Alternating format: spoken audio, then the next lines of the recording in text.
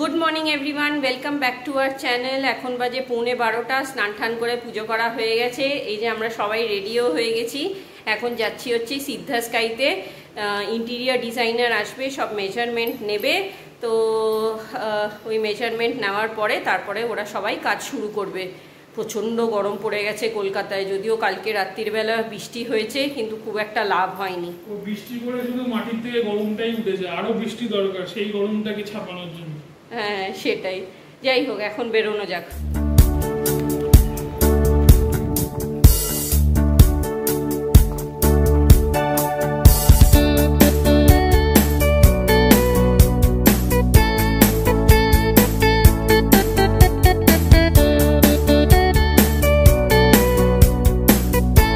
এখন প্রায় 12:30 বাজে, অনেকটাই লেট হয়ে গেছি। 12টার সময় টাইম দেওয়া ছিল, আর আধ ঘন্টা লাগবে পৌঁছতে। এই যে প্রচন্ড ট্রাফিক। এখন এটা হচ্ছে এজেসি বোস রোডে, পিজি হসপিটালের সামনে ক্রসিংটা। হ্যাঁ, সামনে প্রচন্ড ট্রাফিক। একটার সময় পৌঁছবো। এখন বাজে 12:50। এই জাস্ট ঢুকছি এখন। এই যে সিদ্ধা স্কাই এসে গেছি, অনেকটাই লেট। ডিজাইনার ওয়েট করছে সাইট ভিজিটের জন্য। এখন গিয়ে ওদের সঙ্গে কথা বলতে হবে।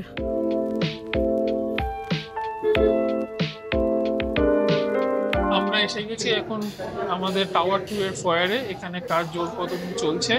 আগের বার যখন এসেছিলাম তখনও কাজ অনেকটাই বাকি ছিল, কিন্তু এবার এসে দেখছি ওয়ালসে সব টাইলসগুলো লাগানো হয়ে গেছে। আবার প্রোটেকশনের জন্য এরকম প্লাস্টিক দিয়ে ঢাকাও রেখেছে, যাতে ফার্দার কোনো স্ক্র্যাচেস না হয়। এই মুহূর্তে রঙের কাজ চলছে, রং হয়ে গেলে তারপর আরো কমপ্লিট লাগবে। আমরা এসে গেছি অনেকক্ষণই, 15-20 মিনিট হয়ে গেল। বিল্ডারের সাথে দেখা হলো, কথাও হলো। প্লাস কিছু এখানে ওরা মাইনার চেঞ্জেস করেছে। এই যে যেরকম এসির লাইনটা, ওই যে আপনি দেখতে পাচ্ছেন যে সবুজ রঙের ওই পাইপ লাইনটা যেটা আছে, সেটা আর কি চেঞ্জ করে এই নতুন লাইনের সঙ্গে করা হবে। তার কারণ হচ্ছে এসির যে জলটা বেরোবে সেটা আর কি ব্যাকফ্লো করে যেতে পারে ওই লাইনটা থাকলে পরে। তো তাই জন্যই এখন নতুন লাইনটা করেছে, যাতে করে এসির মানে জলটা যাতে ব্যাকফ্লো না করে। তো এখন ডিজাইনার একটু গেছে লাঞ্চ করতে, ততক্ষণ একটু ভাবলাম আপনাদের সঙ্গে শেয়ার করি। এটা হচ্ছে কিডস বেডরুমের আউটসাইড ভিউ। ওই যে দেখা যাচ্ছে ওটা হচ্ছে 42।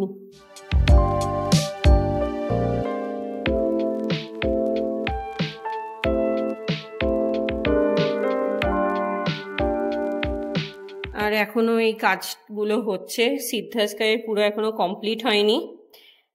এটা হচ্ছে গার্ডেন এরিয়া, অনেকটাই হয়েছে। এটা হচ্ছে নিচের ভিউটা, এই কিডস প্লে এরিয়া।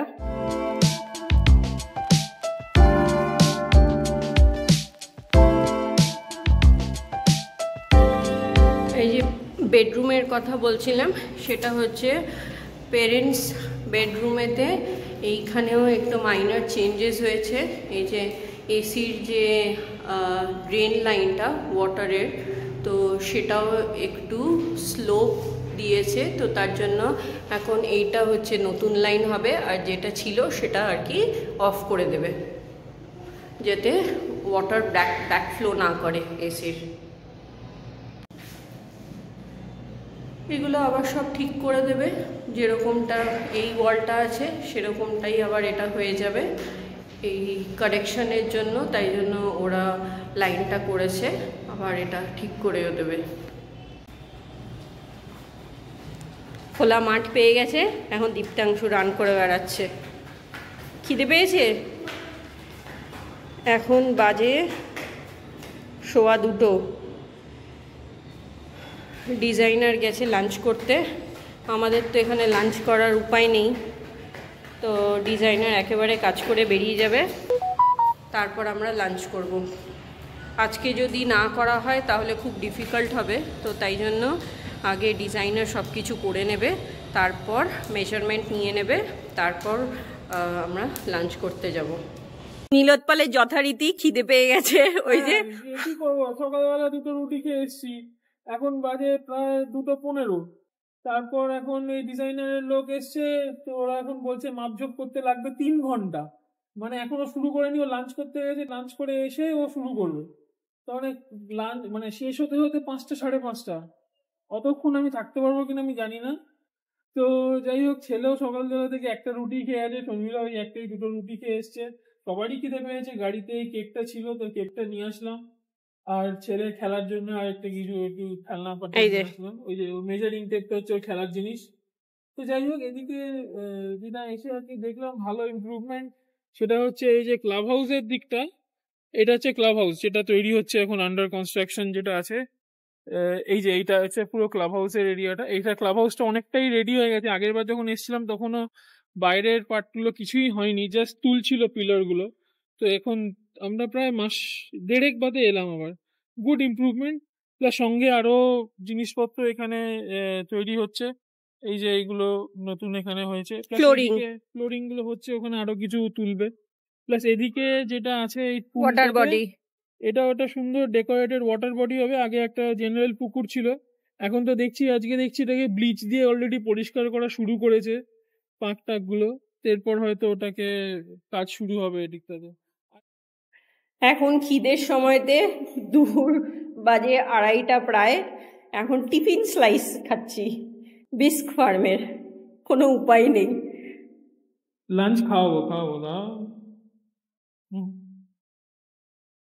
দীপ্তাংশু খাও।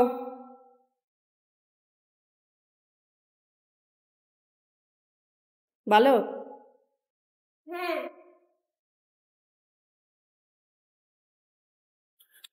এটা খাই, তারপর পরে একটু ভালো করে লাঞ্চ করতে হবে। আর এসছো? ও পেয়েছো? দিয়েছে ওরা, রিকোয়েস্ট করলাম, ওরা বললো হ্যাঁ ঠিক আছে নিয়ে যান, যাওয়ার সময় আবার ফেরত দিয়ে দেবো। হ্যাঁ সেটা ঠিক আছে। ওই বললাম এতক্ষণ দাঁড়াতে হবে, অবস্থা খুব খারাপ হয়ে যাবে, যদি 3টে চেয়ার দেন ওদের হ্যান্ড ওভার অফিস থেকে, বললো হ্যাঁ ঠিক আছে নিয়ে যান। আচ্ছা, হ্যাঁ, নাহলে এতক্ষণ না দাঁড়িয়ে থাকাটা খুব ডিফিকাল্ট। হ্যাঁ সেটাই। এখন বাজে প্রায় 3:30।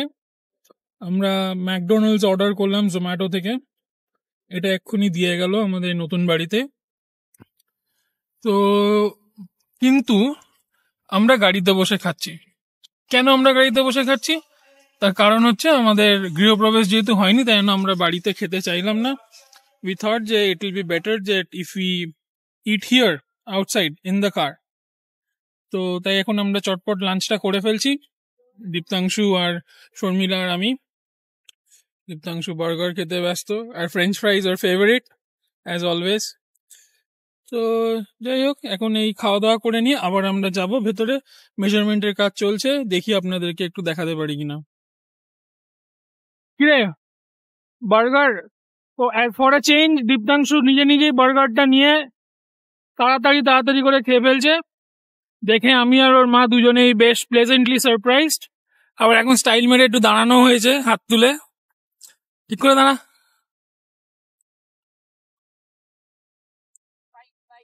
বাইট ও ফাটাফাটি, জাস্ট ফাটাফাটি। কেন এত ভালো? ও মাঝে মাঝে আবার ফ্রেঞ্চ ফ্রাইজও খাওয়া হচ্ছে। সব মিলিয়ে দারুণ লাঞ্চ হচ্ছে আমাদের। মা খুব সারপ্রাইজ হয়ে গেছে, কারণ আমি নিজে বার্গার ভাজি, মা সব হাতে নিয়ে বসে আছে, আর এটা আইসটি খাচ্ছে। আইসটি খেয়ে নিয়ে তারপর মেজারমেন্ট হচ্ছে, আমিও মেজারমেন্ট মাপবো। ঠিক কথা বলেছো, আমি একদম সারপ্রাইজ আজকে, এই ফার্স্ট টাইম ও নিজের হাতে বার্গার নিয়ে খাচ্ছে। আর দুজনে হ্যাপি হয়ে গেছে। হ্যাপি হয়ে গেছে না? একদম ঠিক বলেছো, দুজনে একদম হ্যাপি হয়ে গেছে। আমরা চলে এসেছি 35th ফ্লোরে, রুফ টপেতে একদম সিদ্ধা স্কাইয়ের। এই যে দীপ্তাংশু ছুটে খুব মজা পাচ্ছে, নীলোৎপলও মজা পাচ্ছে, বসে পড়েছে একদম। দারুণ। ও তো ফুরফুরে হাওয়া দিচ্ছে, এদিকে সূর্যটা অস্ত যাচ্ছে, আর কিছুক্ষণ বাদে একটা আশা করছি দারুণ সানসেট দেখতে পাবো। আর আগের বার যখন এসেছিলাম তখন এখানে কাজ চলছিল, তাই সমস্ত জিনিসপত্র মানে ছড়িয়ে ছিটিয়ে রাখা ছিল। এখন এসে দেখছি একদম পুরো দারুণ গ্রিন টপ, আর্টিফিশিয়াল গ্রাসই সই, দারুণ লাগছে দেখতে। আর কেন আমি আর টেম্পটেশনটা রাখতে পারলাম না, তাই আমি জুতো খুলে একদম খালি পায়ে হয়ে গেলাম। খালি পায়ে ঘাসের উপর পা দেওয়া। দীপ্তাংশু চলে এসো, সঙ্গে থাকো। হ্যাঁ হ্যাঁ।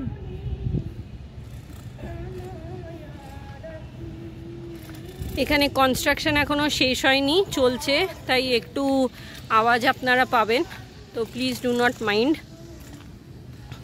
আর এই হচ্ছে আমাদের 35th ফ্লোর থেকে ভিউ।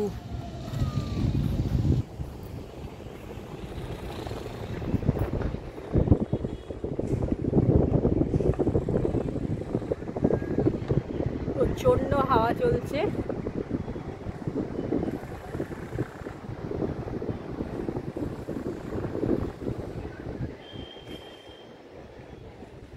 ওই জায়গাটা হচ্ছে kids area, kids play area.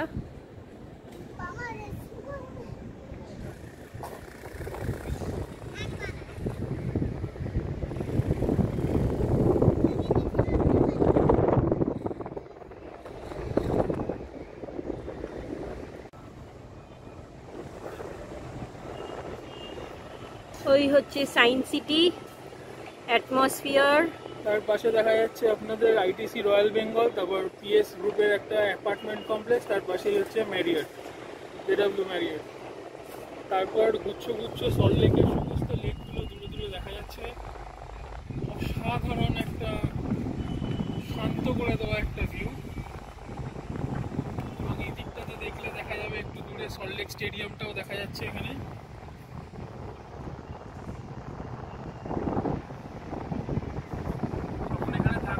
Derby হলে এখান থেকে আওয়াজ পাওয়া যাবে। এই যে সল্টলেক স্টেডিয়াম, এই হলো সল্টলেক স্টেডিয়াম। দেখো দেখো দেখো দেখো।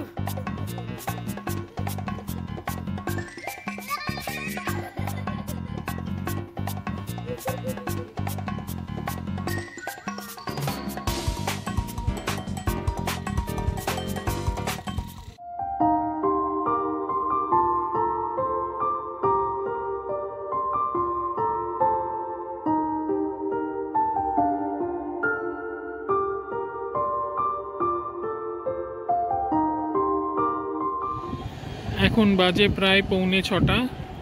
আমরা এখনো ফ্ল্যাটেই আছি, মেজারমেন্টের কাজ এখনো চলছে। হঠাৎ দেখলাম দূরে এক জায়গায় মসজিদের ছাদে রোজা ভাঙার প্রিপারেশন নেওয়া হচ্ছে। এখন রমজান মাস চলছে, তো ভাবলাম আপনাদের সাথেও সেটা শেয়ার করি।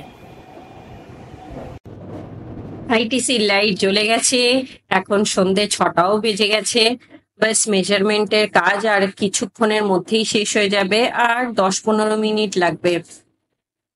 তো নতুন বাড়ি থেকে এই ফার্স্ট টাইম দেখছি সন্ধে হওয়াটা, বেশ দারুণ লাগছে। পুরো কলকাতা শহরটা জ্বলে উঠেছে, সুন্দর, বেশ ব্যালকনিতে ফুরফুরে হাওয়াও দিচ্ছে। যেহেতু নতুন ফ্ল্যাট, লাইট ফ্যান তো কিছুই নেই, তো এই হাওয়াতেই কাজ চালাতে হচ্ছে। আর এই যে দীপ্তাংশু ব্যালকনিতে বসে বসে মোবাইলে গেমস খেলে যাচ্ছে, সুন্দর। ব্যাস, আজকে এখানেই শেষ করলাম ব্লগটা। যদি কিছু ভালো লেগে থাকে তাহলে প্লিজ লাইক, কমেন্ট আর সাবস্ক্রাইব। Thank you.